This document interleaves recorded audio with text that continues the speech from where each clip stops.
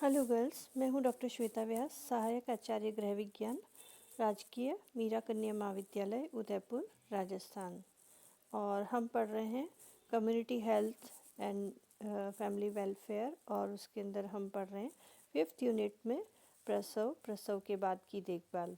तो हम इससे पहले प्रसव के बारे में पढ़ चुके हैं, प्रसव की तैयारी पढ़ चुके हैं। अब प्रसव के बाद की देखभाल जो है उसका ये तीसरा लेक्चर है।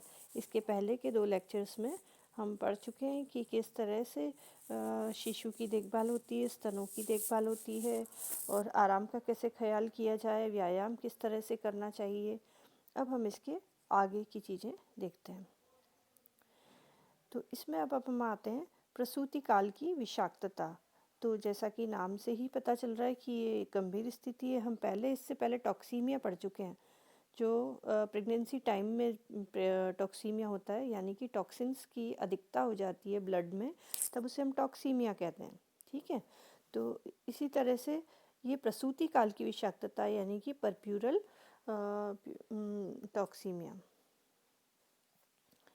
अब इसके बारे में हम देखें तो प्रसव के पश्चात योनि मार्ग के संक्रमण, मूत्र नलिका, स्तनों व श्वसन नलिका के संक्रमण होने का डर अधिक होता है। एक तो इम्यूनिटी कम हो जाती है, फिर रॉ हो जाता है, जो पोर्शन है वो बहुत ज़्यादा मतलब डेलिकेट हो जाता है सारा पोर्शन, जो योनि मार्ग है, जो मूत्र नलिका है।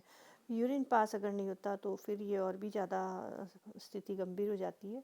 तो इन्फेक्शन के कारण से फीवर आता है, ज्वर रहता है और पीड़ा रहती है, और इसलिए संक्रमण का उपचार शीघ्रता से करना चाहिए, नहीं तो 75% तक माताओं की मृत्यु हो जाती है। यानी देखिए कितना डेंजरस है ये, सिर्फ साफ़ सफाई नहीं होने के कारण, सिर्फ इन्फेक्शन को पकड़ नहीं पाने के कारण, इलाज नहीं होने के कारण ये ऐसा हो जाता है। तो प्रसव के बाद की विषाक्तता का मुख्य कारण जो है योनि मार्ग का संक्रमण होता है। तो ऐसा क्यों होता है? देखो, सिंपल सी चीज़ें हैं, सफाई की कमी और अस्वच्छ वातावरण, जिसके कारण से ये इन्फेक्शन होता है। कारण क्या क्या है? देखिए कि ये ना बेसिक जो कारण है वो है स्ट्रेप्टोकोकस फिकैलिस है, जो कि प्रसवोपरांत योनि मार्ग के संक्रमण को उत्पन्न करता है। और इसके कई कारण हो सकते हैं, जैसे कि गर्भाशय में अपरा के निष्कासन के बाद भी घाव बना रहे, और घाव में इन्फेक्शन आसानी से हो जाता है, वो तो खुला पोर्शन है। इन्विटेशन टू जर्म्स है, जर्म्स आराम से उसके ऊपर फीड कर सकते हैं, तो इसलिए उसके अंदर संक्रमण बहुत आसानी से हो जाता है। कभी दूसरा संक्रमण हो तब ये और भी इम्यूनिटी कम हो जाती है। फिर स्वच्छता की कमी होने से मल में उपस्थित जीवाणु योनि में पहुंचकर संक्रमण फैलाते हैं, यानी कि मलत्याग के समय बहुत अच्छे से क्लीन करना ज़रूरी है। और जो घाव है बने हुए, उसके ऊपर भी ड्रेसिंग रेगुलरली करना ज़रूरी है। ऐसा करने से इन्फेक्शन से बचे रहेंगे।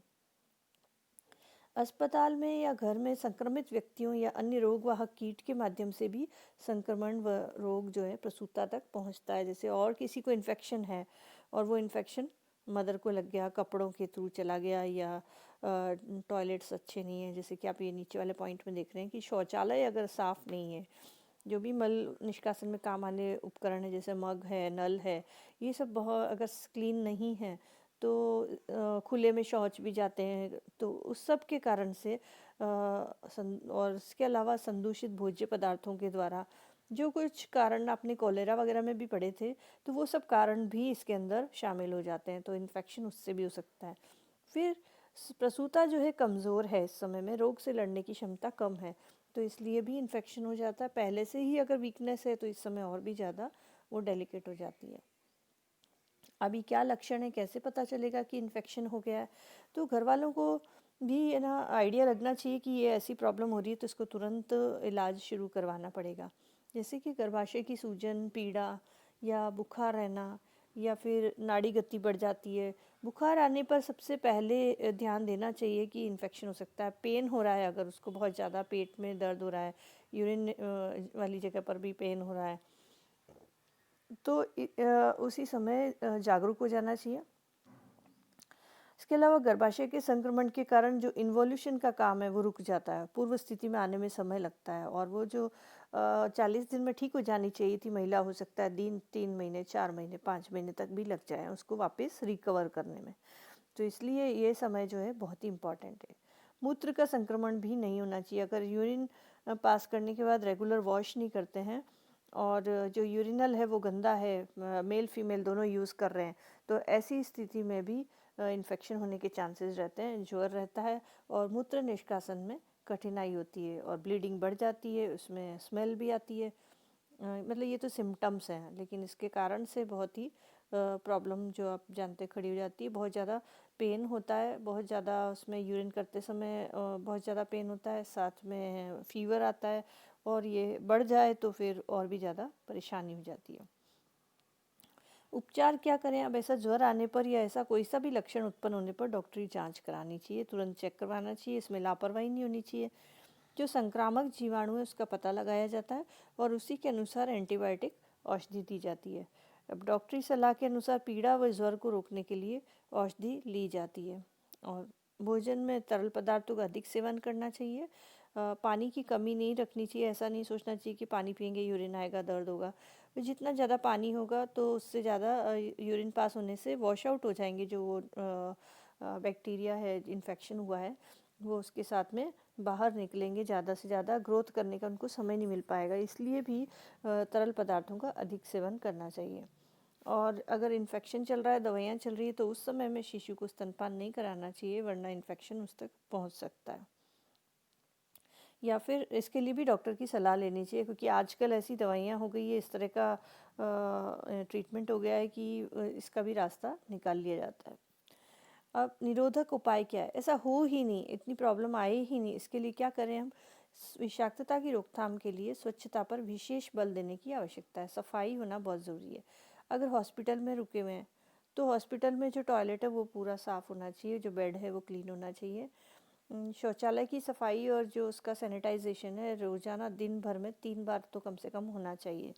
इसी तरह से शौच और मल निष्कासन के बर्तन हैं वो भी धुले हुए होने चाहिए, साफ़ करके फिर ही उपयोग में लाएं। व्यक्तिगत स्वच्छता पर तो विशेष ध्यान देना ही चाहिए, जैसा कि मैंने आपको कहा कि अपने इंटरनल ऑर्गन्स हैं, जो अपने प्राइवेट ऑर्गन्स हैं, उनको क्लीन करना बहुत ज़रूरी है। हर बार जब भी मल त्याग करते हैं या यूरिन पास करते हैं तो वॉश करना ज़रूरी है। वस्त्रों, बर्तन आदि जो भी वस्तुएं उपयोग में लाई जाती है उनको भी अच्छी तरह से साफ़ करके और सैनिटाइज कर लेना चाहिए। फिर हम आते हैं नेक्स्ट पॉइंट, स्तनों का संक्रमण। तो स्तनों का संक्रमण ये एक पॉइंट है आपके सिलेबस में, आप देखना कि जो केयर आफ्टर परप्यूरम है, यानी कि प्रसव के बाद देखभाल, उसमें आपके सेकंड पॉइंट आता है ये स्तनों के संक्रमण के ऊपर। प्रसव के पश्चात सॉरी, सेकंड तो है आपके टॉक्सीमिया वाला, और उसके बाद थर्ड में आते हैं अपन स्तनों के संक्रमण पे। तो प्रसव के पश्चात ये भी एक बहुत ही गंभीर समस्या है, लेकिन ज़्यादातर देखने में आती है ये। स्तनों में दूध का निर्माण तो तेज़ी से होने लगता है जितना स्तनपान करते हैं। सॉरी, रक्तपान लिखा है, गलत है, ये स्तनपान है। हाँ, शिशु के द्वारा स्तनपान कर लेने पर स्तन खाली हो जाते हैं। स्तनों को खाली करना आवश्यक होता है। नहीं, अगर मान लो बच्चा पूरा नहीं पी रहा है, बीच में ही सो गया है, तो वो जो दूध है वो निकालना पड़ता है। या फिर एक ही साइड अगर पिलाते रहते हैं तभी भी ऐसा होता है कि जो दूसरी साइड है वो हैवी हो जाता है, वहाँ की जो शिराएँ वो फूल जाती है और ग्रंथियों में गांठें पड़ जाती है, स्तन कठोर हो जाते हैं और उसमें पेन होने लगता है, जिसके कारण नींद भी नहीं आती है। ऐसी स्थिति में स्तनों का संक्रमण सरलता से हो जाता है और ज्वर रहने लगता है। और ऐसा इन्फेक्शन हो जाने पर फिर शिशु को दूध नहीं पिला सकते, क्योंकि अंदर पस पड़ जाता है। फिर सक्शन पंप की सहायता से खाली करके और फिर औषधि का सेवन करना चाहिए। संक्रामक जीवाणु की जांच की जाती है और एंटीबायोटिक औषधि दी जाती है। और ऐसी स्थिति में कपड़े साफ़ होने चाहिए और बार बार ड्रेसिंग और साफ़ सफाई के ऊपर विशेष ध्यान दिया जाना चाहिए। अब क्रैक्ड निप्पल्स, यानी कि ज़्यादा दूध का निर्माण होने पर निप्पल्स फट जाते हैं, कभी कभी ऊपरी सतह पर कटाव हो जाते हैं, फिशर्स हो जाते हैं, घाव हो जाते हैं, पीड़ा रहती है, ब्लड आने लगता है और दूध पिलाने में तो कठिनाई होती है, क्योंकि टेंडर हो जाता है, वहाँ से बहुत ही हार्ड हो जाएगा।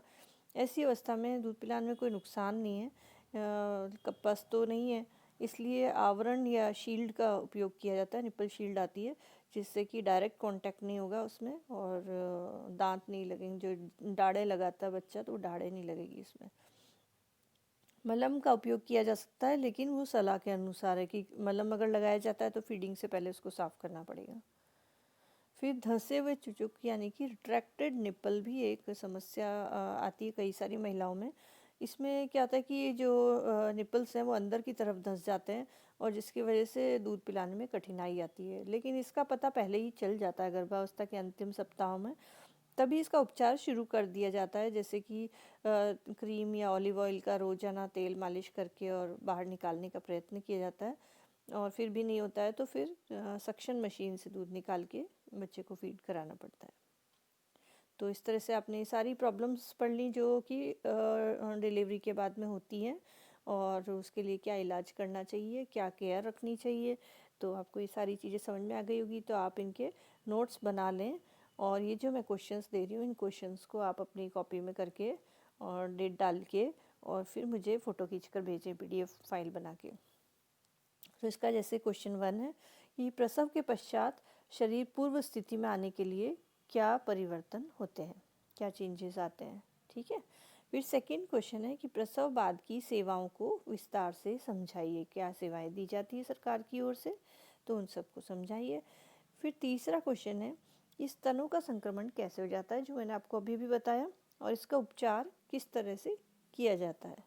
और ये बहुत इम्पॉर्टेंट है, प्रसूति काल की विषाक्तता के बारे में समझाइए। ये इम्पॉर्टेंट है, ये आपके एग्ज़ाम में भी आता है। तो आप इसको अच्छी तरह से इसका नोट्स बनाइए, और इसके जो मैं आपको क्वेश्चन बता रही हूँ क्वेश्चन आप इसको कॉपी में कर लीजिए और मुझे PDF पर भेजें। ठीक है, थैंक यू।